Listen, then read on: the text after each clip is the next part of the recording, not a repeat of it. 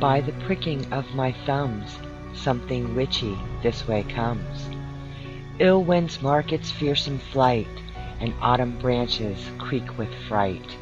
The landscape turns to ashen crumbs when something witchy this way comes. Crystal water turns to dark where'er its presence leave its mark, and boiling currents pound like drums when something witchy this way comes. A presence dark invades the fair and gives the horses ample scare, for chaos reigns and panic numbs when something witchy this way comes.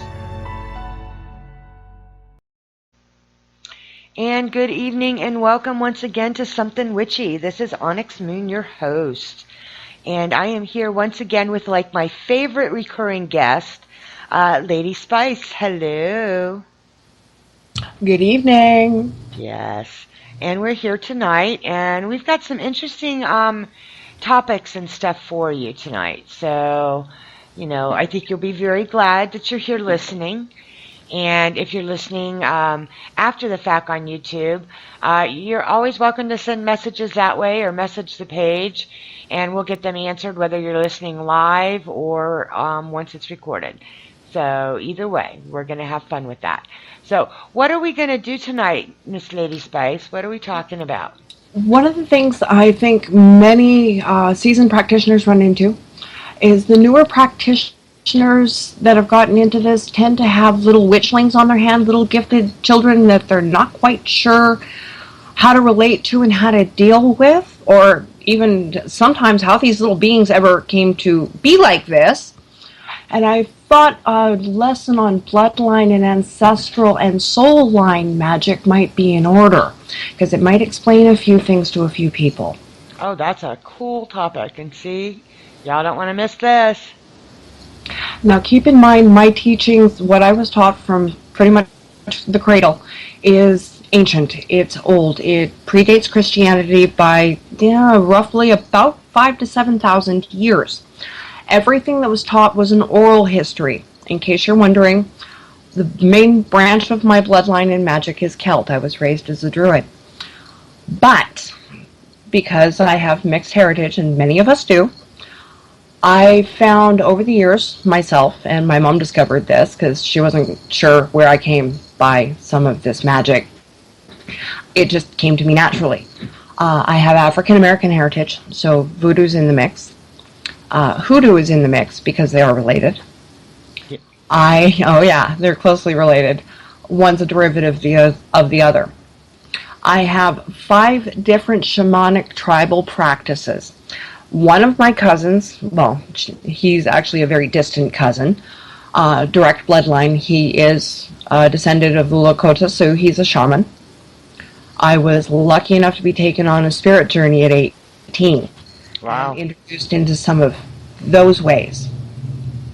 See, I got lucky. I was able to trace a great deal of my ancestry, even though sadly, the Native American and the African American were pretty much hidden or erased out of the family tree because it was not the white thing to do. Right. It wasn't until I actually started looking into my heritage and contacting some of my family that I met through a huge family reunion. I started looking into my heritage and mapping out a family tree. This is when I got into the ancestral magic, because sometimes we are able to tap into information and skills and abilities that we're not quite sure where they come from. Right. Because maybe from a completely different, for instance, I've got one fellow, he's definitely white through and through, he's French, not even Métis, but he's full-blooded French. And he's drawn to Native American practice, particularly Southwestern Native American practice. He was a shaman in a past life, and he's brought that knowledge with him. Yes, and that does happen. It was funny. I was talking to one of the hosts for a new show that we're coming out with. I don't know the name of their show yet, so I'm not going to try to hijack that. But I was talking with one of the hosts who is a Haitian voodoo practitioner, and we were discussing some of that just last night. It's funny because I call some of that, I call it a knowing. And there's things that I know that I have no business knowing. It's just I know them. And throughout my growing up and raised and all that kind of stuff, I understand that it comes to me from previous lives. It really, really does. I believe that's part of that soul magic. Hold on. Yes, exactly. That's soul line, and that's different from bloodline, because the soul is passed down often through the generations of the different generations of the family. However, your soul doesn't have to be born only into that family. For instance, I have no Asiatic blood in me whatsoever, but yet I have distinct memories of ancient China and feudal Japan because of previous lives. Right. Right. That's something else again, and you also carry that knowledge forward within your soul, which is why if you're connected and you're tapped in, it's just there. Right. Okay. Well, then I kind of maybe misunderstood about the Native American then. So continue with that, because I think I just hijacked it. Right. It's okay. It's not just the Native American. You'll find this among the shamanic practices the world over. Look at the old Celtic and Norse practices, which are actually being revived now. Look at some of the old Asiatic practices. Their ancestral worship, they do actually use ancestral magic. Shintoism, I believe, is what it is. Taoism is very much the same way. So is Buddhism. However, their treatment of the spirit, their separation of spirit and magic, differ slightly depending on which sect of Buddhism you go into. The Buddhists in Myanmar don't practice exactly the same form of spirituality that, say, the Tibetan Buddhists. Right. It's the same amongst the Christian sects. You'll find the same differences amongst pretty much any religion, any faith system, whether it's structured or not, whether it's Abrahamic or not. I mean, pagan is just a simple blanket term for somebody that doesn't believe in a single god. Right. It's the monotheistic cultures. And people tend to think, paganism automatically means witchcraft. Pagan it's a blanket term. It covers so many things. I mean, there are tens of thousands of religions across the world. We only usually hear about 3. Right. Christianity, Judaism, and Islam. Those are the 3 big ones. Yes, they are. And that's the one that's most at the forefront. And yes, they do carry their own magic, but it's the pagan practices that many people will carry forward, because if you think about it, the Abrahamic faiths have only been around the last 4,000 or 5,000 years. Paganistic practice and shamanic practices have been around as long from time immemorial. We see this with the Neanderthal and the Cro-Magnon. If you do a little bit of research into the Carpathian Mountains, you'll Google the Carpathian Sphinx. There are actually Sphinx heads around the world. There have been 7 or 8 of them found. Wow. And they're actually dated to Neanderthal. Wow. That's very cool. Yes. Something most people don't realize is the pagan practice goes back that far. So if your soul has been reincarnated from that time, you're going to carry forward that knowledge with you. Right. I mean, and it's very true that the the Abrahamic faiths are. I mean, they're the new kids on the block, truly. Very much so. And it's sometimes mind-boggling to me how what's the word I'm looking for? I wanted to say prevalent, but that isn't it. How many different spin-offs of the Abrahamic faiths have kind of taken over, and everybody forgets that wasn't always so. Well, for instance, Christianity alone has 330,000, let that sink in for a second, different practicing sects of Christianity. They all teach something a little bit differently. Right. And I'm willing to bet the vast majority of those, sadly, are not the teachings of the Christ. They're the interpretation of the scriptures, which are taken from a number of books that they cherry picked from and then pitched out the other three quarters they didn't want. If you want to look at what's in there, go to the lost gospels, the Gnostic gospels.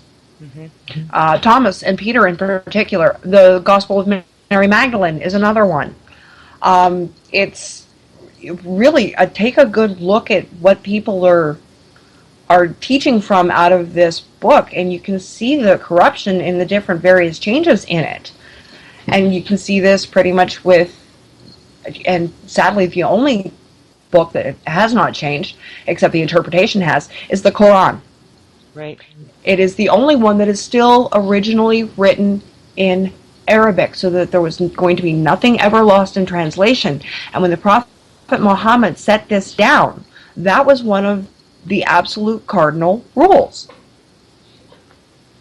Right, but the Roman Empire had a big to-do with what happened to what was Christianity when it started. The Roman Empire really kind of took that, and that's where the Emperor Constantine in 312, when he converted to Christianity and used that to that fragmented religion, combined it into one cohesive control mechanism, and then imposed it across the empire so that he can consolidate them under his power. Yeah, exactly. Yeah. So, and that's a lot of things that the Christians don't want to hear it. They don't want to learn. They don't want to know where the stuff that they're being taught actually came from. It came from, an absolute power play and corruptness.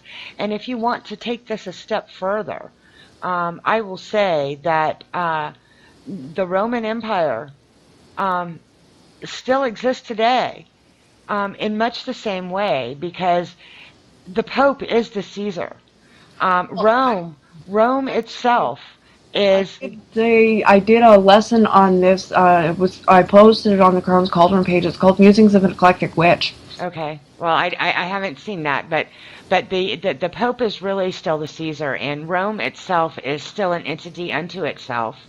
It's not part of, well, okay, I can't say that. It is still part of Italy and all that, but the Roman Empire. Oh no, it's actually technically its own country. It is. The city of Rome. It is. It very much is.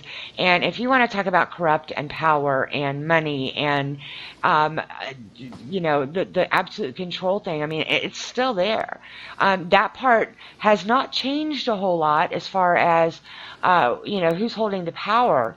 And granted, it's Catholicism, but it's still Abrahamic faith. It's still Christianity. It's still whatever. It doesn't matter. They draw those lines: Catholic versus Christian, versus Protestant, rather, I guess is the proper term. But it's really all the same. It's all about the controlling the people and controlling the masses.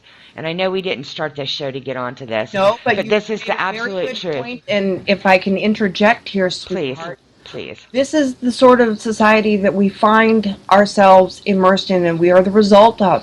And sadly, many people who are descended from pagans, and there's a great many of us, who have those skills that have come forward, especially because, in the 50s, the 60s, the 70s, and even up to today, we're seeing celestial bodies being born, star children, star seed, indigo, rainbow children, crystal children.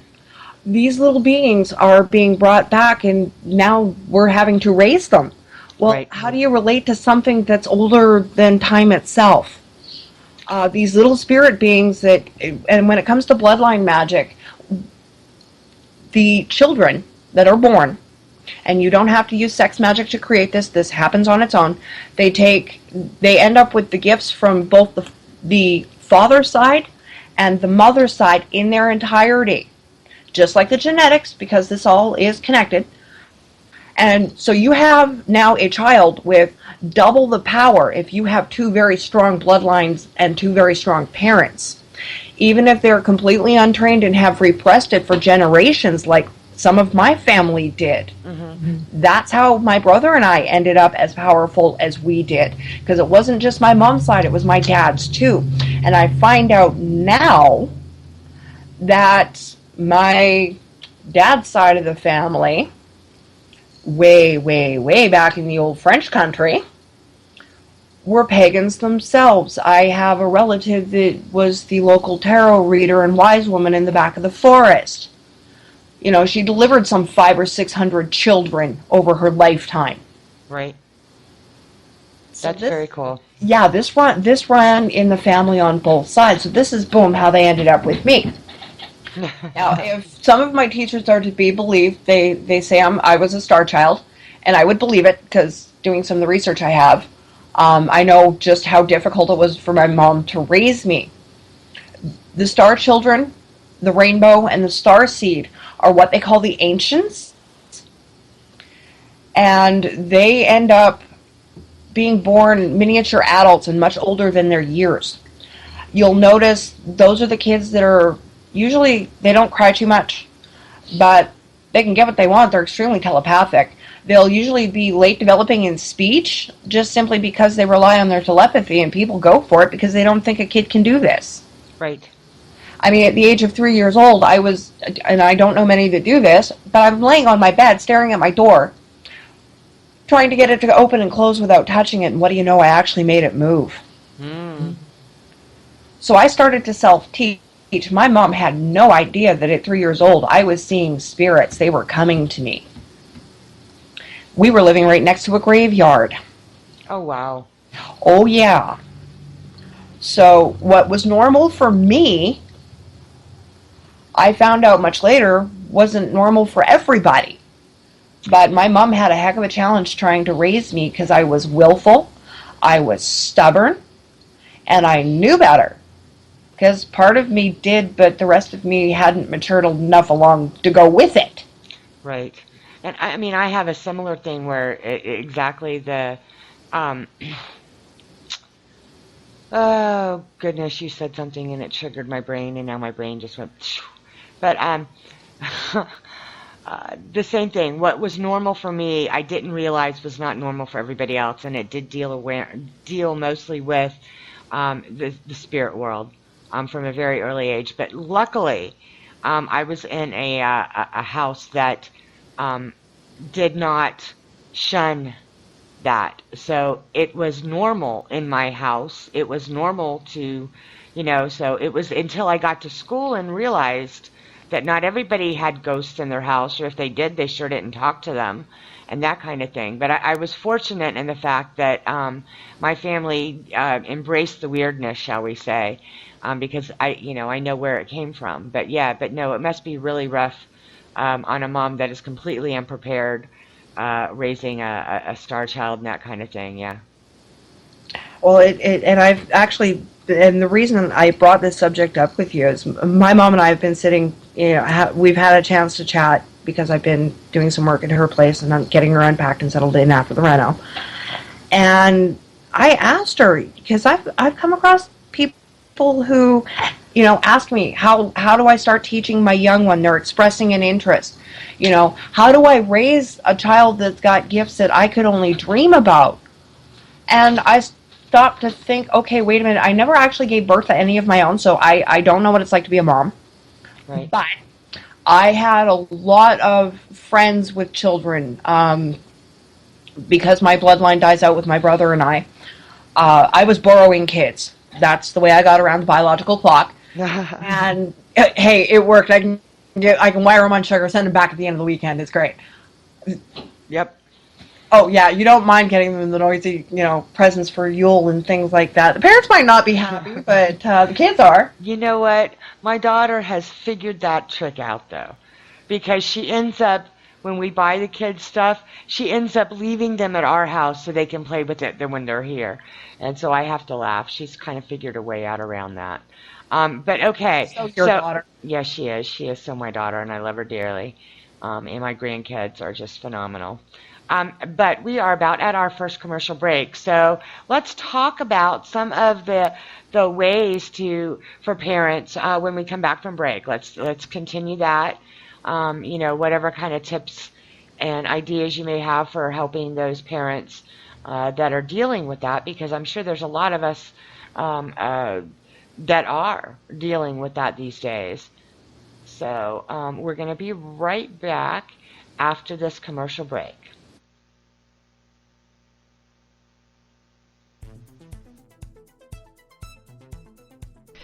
Since 2014, the Pagan Business Network has been building resources by bringing together Pagan-owned and Pagan-friendly businesses. With multiple resources available, it doesn't matter if you're an artisan, musician, vendor, author, publishing company, blogger, podcaster, event planner, or any other organization. We have the resources here to help you succeed. Becoming a member is easy and affordable, even for the smallest of budgets. With your membership, you will get Business Spotlight, which is an article written in an interview style, complete with details and photos. Social media sharing through the Pagan Business Network. A blog roll. A membership card for discounts at participating businesses. You'll also get discounts on tickets to all Pagan Business Network events, and so much more. You can check us out at paganbusinessnetwork.com for more information.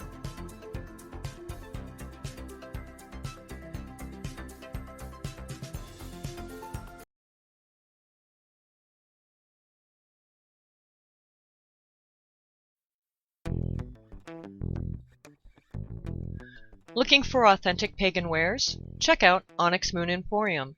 They offer an eclectic mix of metaphysical and spiritual related items, handcrafted, using old and new recipes and traditions. Everything is created in small batches by authentic and experienced practitioners.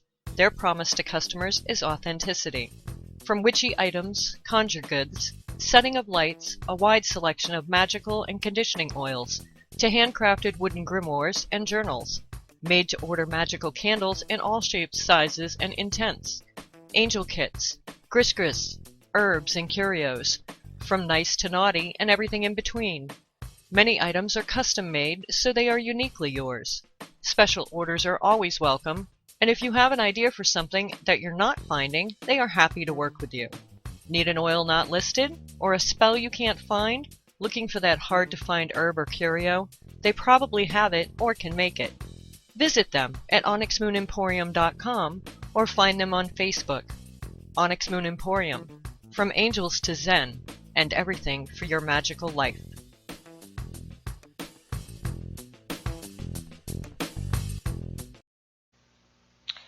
All right, folks, hello and welcome back once again. Something Witchy with Onyx Moon and Lady Spice, and we are talking about some really cool stuff. And right now we were talking about, before we went on break, about how to raise these special children, these kids that are ultimately more gifted than you, or even if they're not yours and you see that, and like Lady Spice, as you were saying, you know, coming from a non-believer type household, I mean, that's got to be frustrating for the child, but also frustrating for the parent.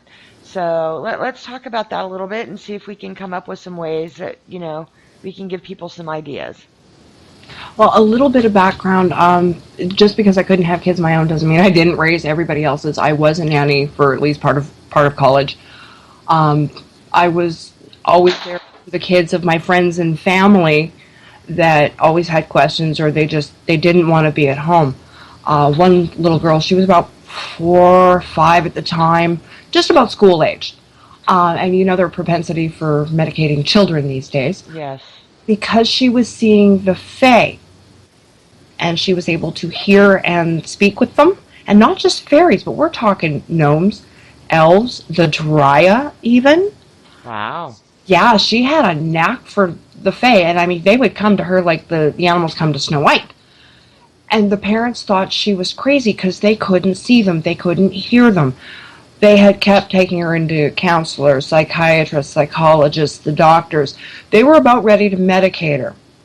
Mm. And then I happened into their life. Funny that. I ended up working with her for about 2 or 3 months. And I was able to acclimatize right. her to being in this, you know, monotheistic society that looks down their nose at anything, you know, that they call superstitious. And it took a couple of years, but the parents eventually came around and became open-minded because they started seeing visible signs of them, like things disappearing, or she would put out a plate of small cookies or, a cup of tea. They'd come back, they'd go out, come back, and it would be gone. Right. Or it would go down a bit. And it took some time. And I had to teach the parents, accept her. Because she had an uncanny knack for just knowing things. Right. Or she would seem to hear her name being called when they would be getting ready to, head for the bus in the morning. Mm-hmm. All you'd have to do is think really loud. Right. I'm going to interrupt here for one brief second. There is a big thunderstorm rolling in my area. If for some reason we lose broadcast, know that it is not really technical difficulty, but more, weather related. And we'll try to get back up as soon as possible if that happens. Hopefully not.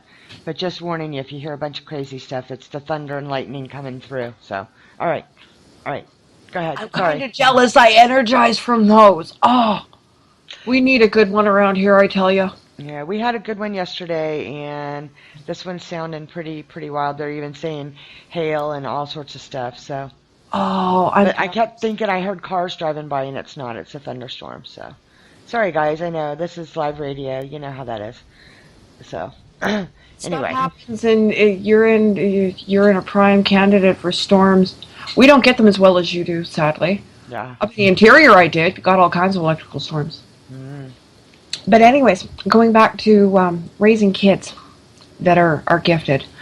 First of all, how do you know if it's their imaginary friend, if the friend's really imaginary? And we run into this one a lot, because it is quite common for, kids that are even normals, that aren't born gifted, to have imaginary friends. And I personally do not feel that they're ever really imaginary. I think that's just what grown-ups call them. Because I don't, going to the paranormal side, I do not disbelieve that they're seeing or talking to somebody, whether it's the fae, whether it's a spirit, whether it's a ghost, whether it's a what. I don't ever believe that they're all imaginary from the get-go, but that's just me. Anyway, go ahead. Like I said, there are a few kids, because I've seen this amongst the quote-unquote normals, the ones that have no psychic gift whatsoever. Right. And there are kids that are born completely, totally normal, and God bless them. I don't know if it's, karmic retribution for something that they've misused in a past life, or if that's their lesson in this one. I have no idea, but I do feel sorry for them. But we all have our own bag of hammers. That's right. And I mean, there are quite a few people out there that have a few skills, a handful, 2 or 3 that they're really, really good at. Myself, I have a lot of skills that I know enough about I can skate by with. Right. Can I actually stand up and give a lecture, for the rest of my life? No. But can I teach some of the basics? Yeah. I mean, it starts with as simple as with kids. How many kids like to help bake cookies or stuff like that in the kitchen? This is where they learn to count. This is where they learn to measure. And even if nothing else, and they never use this anywhere else in the rest of their life, they're learning to cook for themselves. They're learning to read a recipe. These are essential life skills that everybody needs no matter what. And you can start them at, 3, 4, 5 years old. If they're old enough to stand on a chair at the counter and, whisk around a wooden spoon or crack an egg, teach them. This is where it starts. You start young, because it's so much easier to teach them when they're young than when they're older. We see this with the adults and the grown-ups that are struggling to learn their craft now. Yes. Because many of them come from repressive households.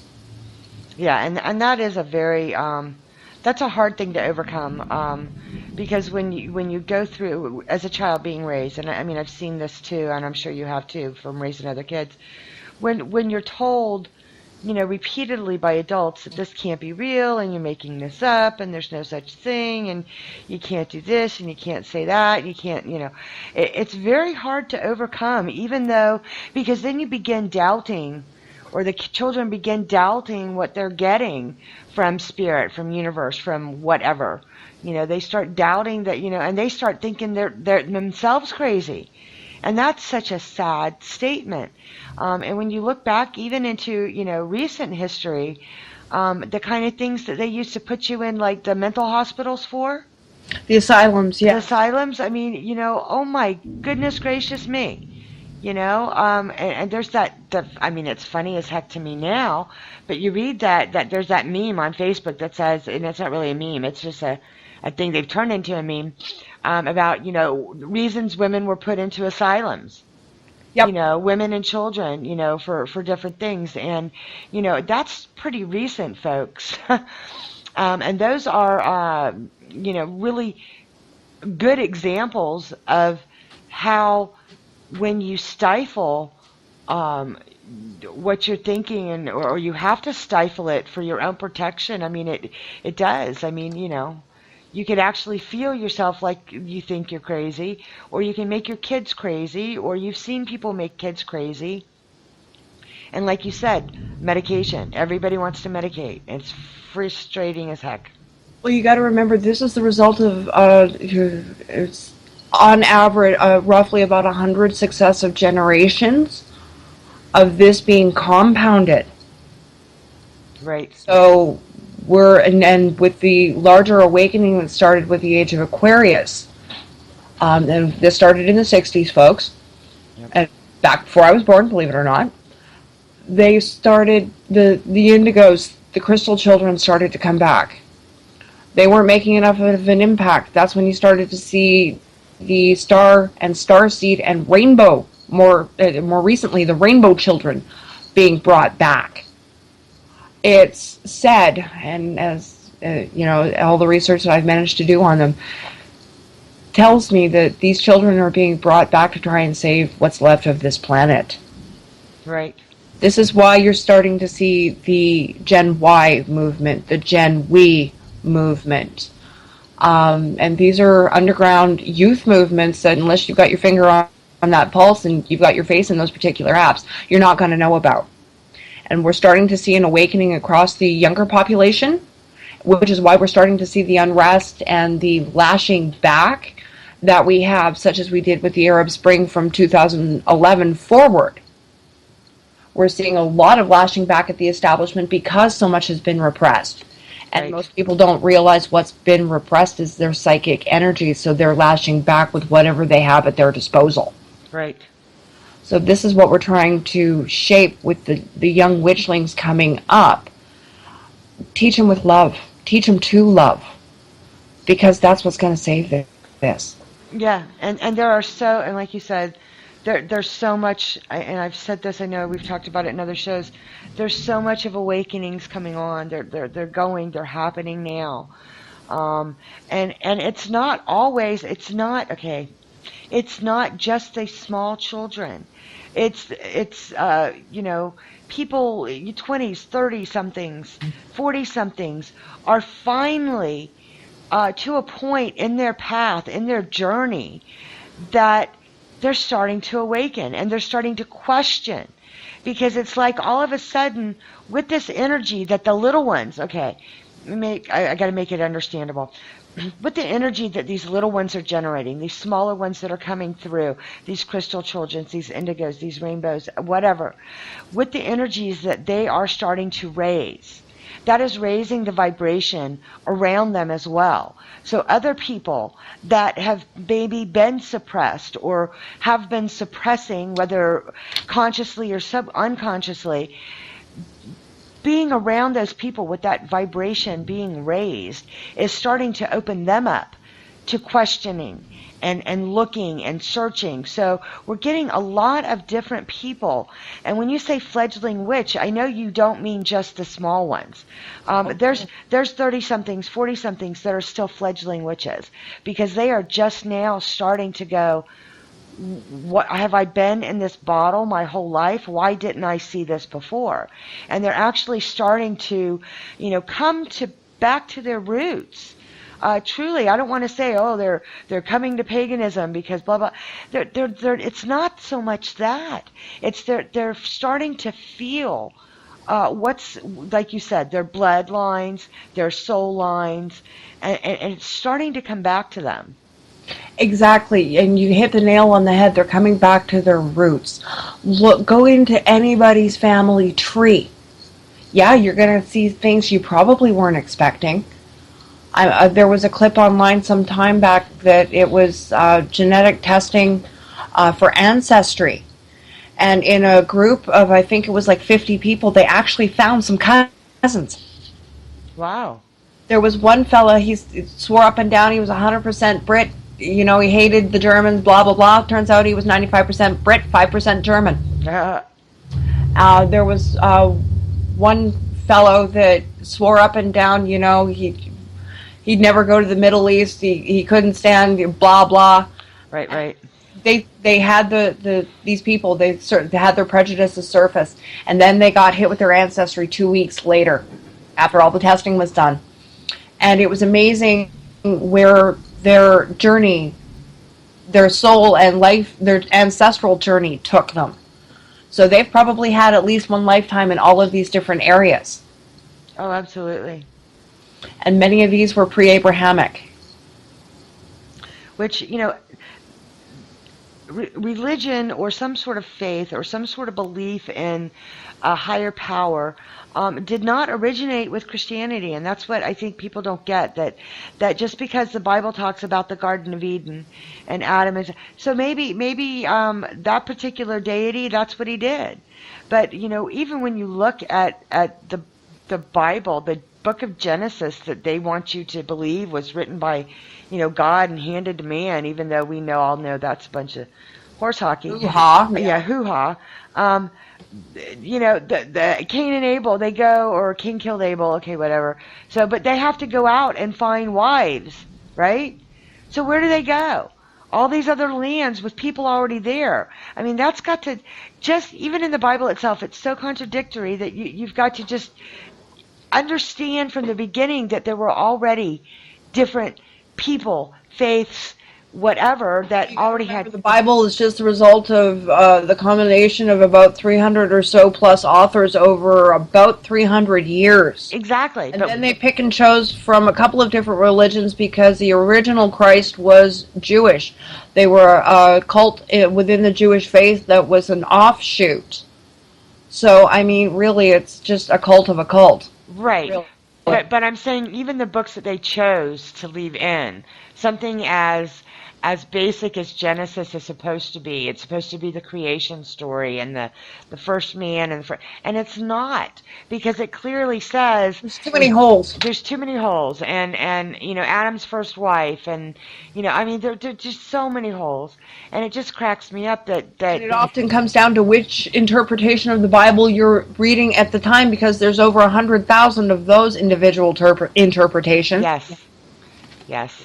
And it's just, I don't know, I think that kind of thing just amuses me, that, you know, they think that's the only thing. So when we say going back to your roots, we really mean it. We mean, because, you know, each and every one of us here can trace our lineage. Okay, probably not physically be able to trace it because records didn't exist. But the whole point is we came from somewhere. We came from stuff that is pre-Christian. So, you know, if you don't think that you've got a witch in your woodshed somewhere, you've got another thought coming. Because, you know, we all came from pre-Christian stuff. Well, as I like to put it, those who are gifted are descended from the witches they couldn't burn. Yes. Absolutely. But I mean, these... and women's oddly enough, and it became accepted as part of the Christian faith.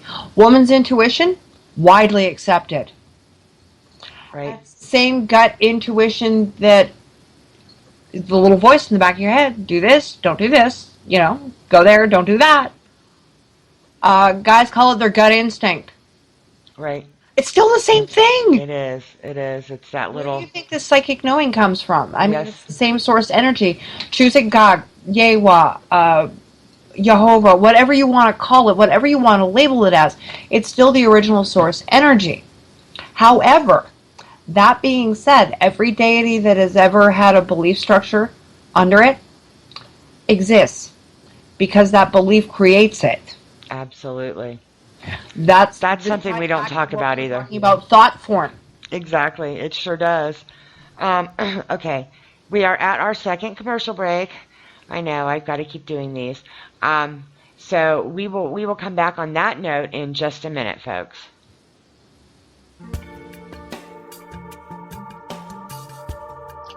Looking for that special item for your mantle or that one-of-a-kind gift for the love of your life? Visit us at Sleeping Griffin. We offer many items from pyrography to metaphysical supplies. Choose one of our regular designs on a keepsake box, crystal grid, or even design your own. Need a little help with your practice? Choose from our selection of organic, hand-mixed binding salts. Come and see our Etsy shop at Sleeping Griffin or visit our website at sleepinggriffin.net, where spirituality and functionality come together.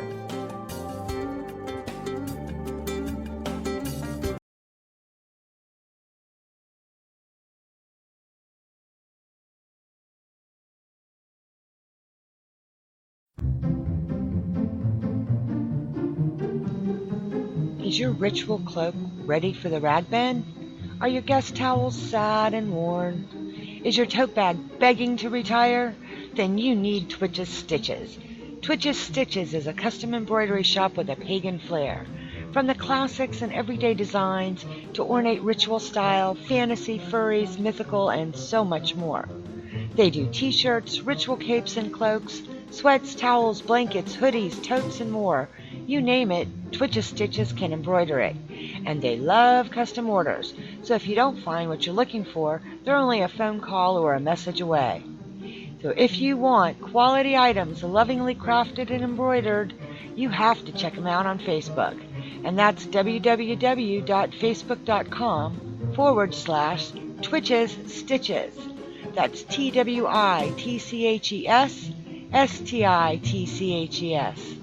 However, we can't be held responsible when your friends and family try to swipe them, so tell them to get their own. Twitch's Stitches, for the love of design.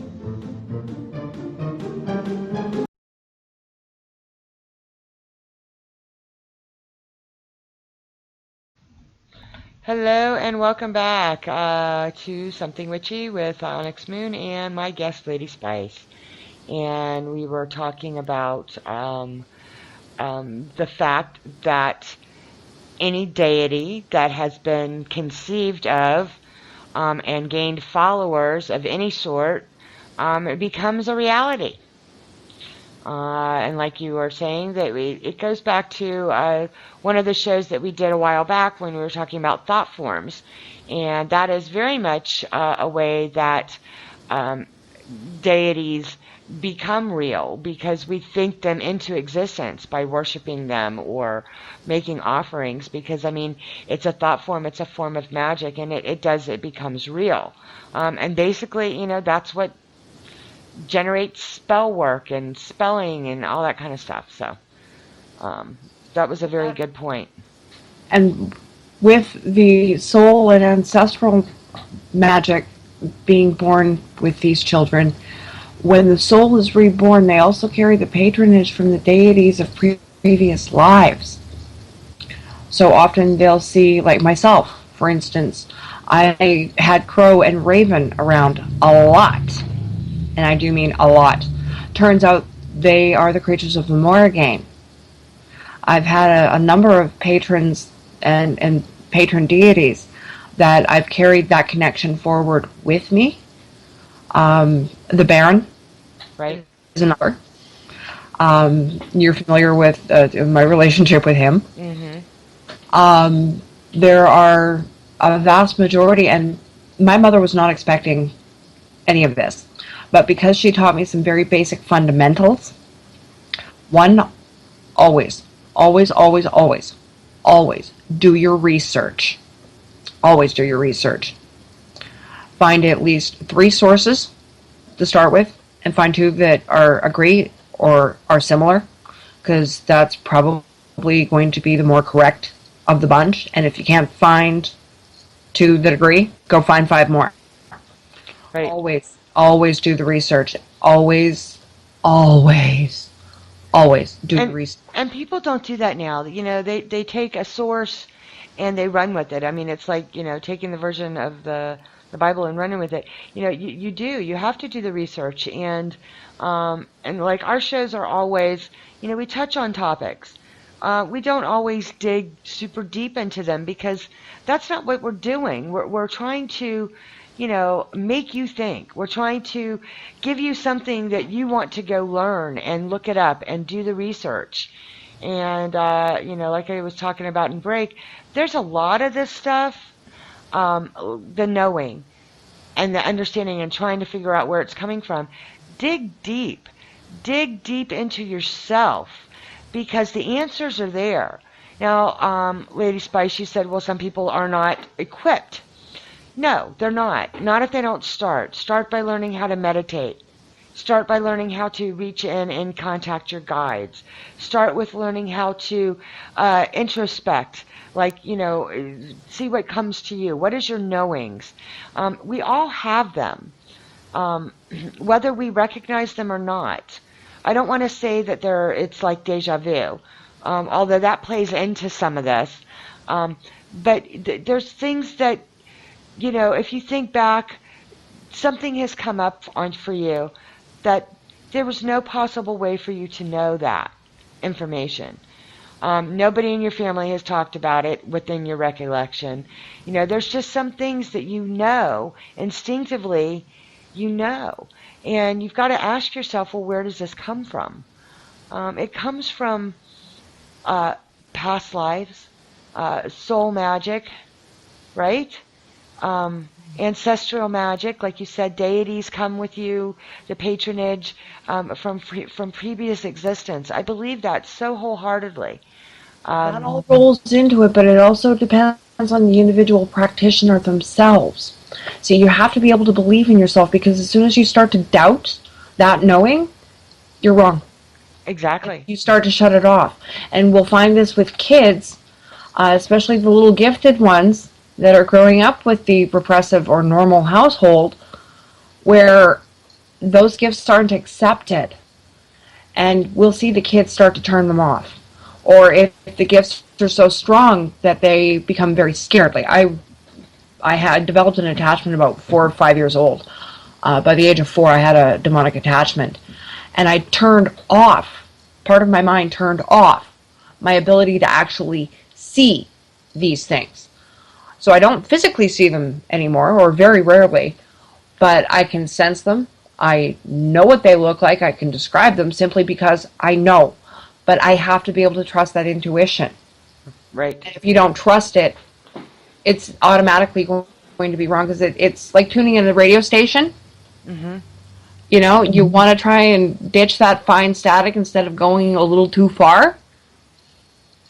Essentially, we do work like crystal antenna, because the same energy that runs within us is the same energy that, say, powers a quartz radio. Same idea. We take in the energy waves and then we transmit them and transmute them into something that's interpretive. Right. We don't realize that this happens more often than we realize. And it's especially strong with kids because they are open. They are a beacon naturally. So ones that are beacons will start to draw things to them. Right. They'll start to exhibit signs of gifts that we're not expecting. I mean, my mother was not expecting me to develop pyrokinesis by the age of 8. And, I mean, that was something that scared the hell out of her, and I was perfectly fine with it. And it wasn't until I got older I realized just how dangerous it was. Right. I mean, kids don't stop and think about this. And, I mean, this is where the acceptance, the hands-off supervision, to an extent, you give them the lesson, you stand back, and then you watch them try and employ it. My mom managed to get a hold of somebody who knew a little bit about pyro, And I started learning with a candle flame. Right. Something Baby controlled, steps. something safe. Baby steps. Exactly. And I mean, everybody's got to start with baby steps. And I mean, you said it yourself. I believe it was during the break. Start with meditation. Learn to calm that buzz. Keep your space clear. Keep yourself earthed and grounded.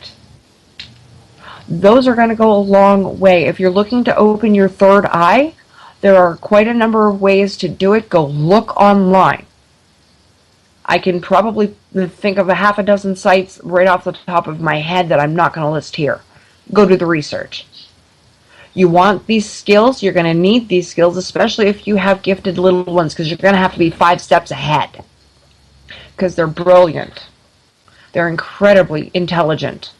More so than we give them credit for, and more so than we tend to think most kids are all of our little darlings are these precious little gifted beings. Yeah, about 2 out of 5 are. But those exceptionally gifted little beings are going to make up for the other 3. Yes. I mean, not everybody is like me with, skills up the wazoo that you try and got to get a handle on. But each kid, every child, has 1 or 2 things that they're born really, really good at. And it took my mom until I was about 10 to realize I was a medium. Wow. I'm not only a psychic medium, which is pretty much the same thing as a psychic knower. I'm a physical medium, which means I can walk through a place and I can actually pick things up just from walking through telemetry, psychometry. I'm also what they call a channeling medium, if you're familiar with the term. We can actually let spirits take partial or full possession of our bodies, which is exceptionally dangerous. Do not try this at home. Yeah, please. Not everybody. No, I mean it's highly dangerous, and it's something I try very, very hard not to do. But because of that particular skill, there's times my ancestors will come through complete with the accent, the mannerisms, even some people have told me my face changes. My eye color will even change. My physical eye color will change. I have one great aunt, you've heard me talk about my Auntie Cat. That crazy Irish woman's passed now, but she still comes through. And I've had another very distant cousin, a gentleman who's so black he's actually purple. The only thing that's pink on him is the insides of his lips and the soles of his hands, the soles of his feet and the palms of his hands. Oh, he disappears in the dark. He disappears in the dark until he smiles and opens his eyes, and all you see is the Cheshire cat. It's really cool. And it's funny. At 8 years old, I'm sitting in his lap, and I look white. I do. I pass for white. And I got my arm up against his, and I'm looking at him, and I'm going, "How come my skin's not pretty like yours?" I didn't realize just how much of a shock that would be to a black gentleman in the 80s who was American, coming from a little white Canadian girl.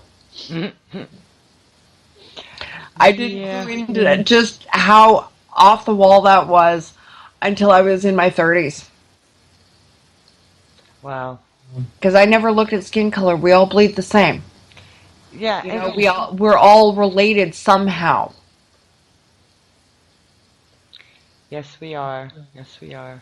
And no it does definitely goes. No matter what creation story you believe, no matter what faith system you go to, the vast majority of them will tell you, somewhere deep in their scriptures, that we are all one. We are all brothers and sisters. Yes. And that's something that we need to know much more in this time than we have before. Well, it's that disconnect that has disempowered the people, which has allowed this deterioration of society, sadly enough. And this is one of my biggest soapboxes, is what the faith, the religion structures of the Abrahamic faiths have done to this planet and the people on it. I really have an issue with that. I mean, more blood has been shed in the name of their gods, these three, than at any other time in, the history of humankind. And they just keep coming up with bigger and more ways to kill more people and poison the planet, like they have another one to go to. Exactly. It's crazy. We all have to live here. It's crazy. This is why it's important to get the kids out, teach them to grow a garden, teach them to grow their own food. I mean, there is nothing that attaches them to the land more than having to grow your own sustenance, even if it's a small little vegetable patch or, a leaf garden or a flower garden. Because some of those are edible too. Right. Like nasturtium are actually quite nice. They have a bit of a spicy taste to them. So do some pansies. But I mean, teach them. Dandelions are actually not weeds. They have a use. So do milk thistle. So do nettle. And these all grow wild. You just got to, I keep saying that too. People need to look at their local plants. They need to figure out what's local to them, that it can be used, what can be used for medicinal, what can be eat, what can be whatever. Because, you know what? 10 years ago when preppers started talking, I kind of thought they were all a little bit cuckoo. I don't think they're cuckoo anymore. I think that they're probably, maybe their reasoning behind it sometimes can be a little skewed, but maybe not. And I really think it's important that we start learning, going back to our roots, and I mean fully, by, paying attention to what land is around us. What is a food source? Where is a water source?